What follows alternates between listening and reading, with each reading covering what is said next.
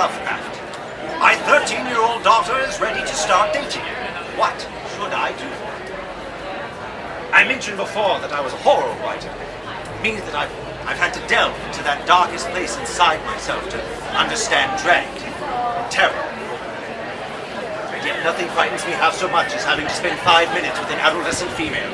If I'm being perfectly honest, I would suggest you simply shuffle her off to some form of convent or finishing school. But I'm led to believe those are not nearly as popular today as they ought to be. And so here's my suggestion. Turn this into an educational opportunity. Send her off to the library to discover about all the great medieval romances, or find out about the mating rituals of Papua New Guinea people, or catalog all the known communicable diseases to mankind. She will spend so much time and energy she will have none left for romantic pursuits, and the problem is solved. Might be hard to believe, but I did not date much as a younger man. I did have one whirlwind courtship, a very brief marriage. I can still remember the first time Sonia embraced me. I leaned back, I saw starlight glinting in her eyes, and I said to her, "You're the first woman who've ever kissed me, other than my mother and aunts." She did not take too kindly to that. Oh, speaking of starlight, Mr. Lovecraft, what is your star sign? Has there ever been an enterprise more ancient and consistently profitable as astrology? I will admit, from time to time, I myself have looked to the stars to get wisdom and guidance.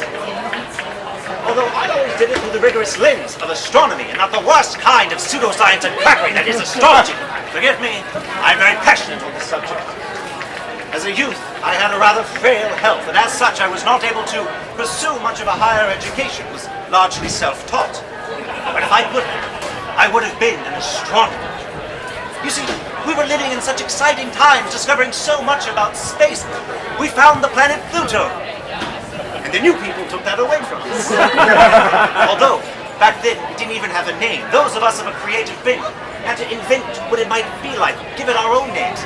I called it Yogoth, and in my own stories, I populated it with all sorts of strange and terrible monsters, and I even wrote a whole host of poems about it, called the Fungi of Yogoth. And with your indulgence, I'm going to read one of these poems tonight. It is titled rather aptly, The Courtyard.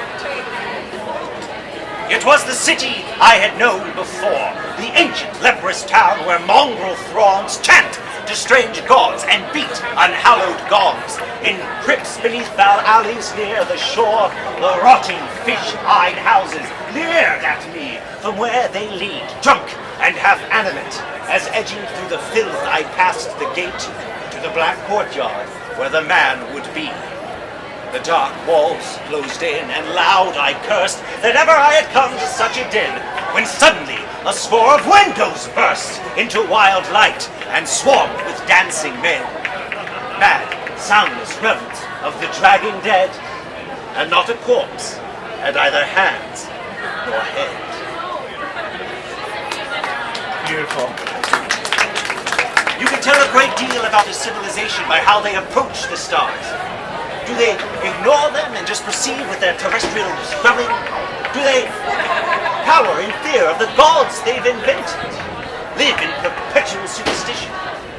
Or do they try to measure and chart the stars, and in so doing come to understand the cosmos and themselves?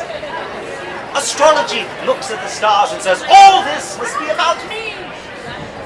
Whereas astronomy is that stern schoolmaster that says no. We say that the sun must revolve around the earth, and astronomy tells us no. We say that all the worlds must resemble ours, and astronomy tells us no. We say that space will be this grand adventure where we will boldly go where no man has gone before in curiously primary-colored uniforms. And astronomy tells us no. My particular brand of horror has been dubbed cosmic horror, because I believe more frightening than any werewolf or severed hand was the simple fact of our insignificance in the face of the cosmos. All of our history, all of our achievements are as a mote of dust in the flickering flame of a candlelight. It is A terrifying horseman, but an awe-inspiring one. I couldn't be more proud of that legacy.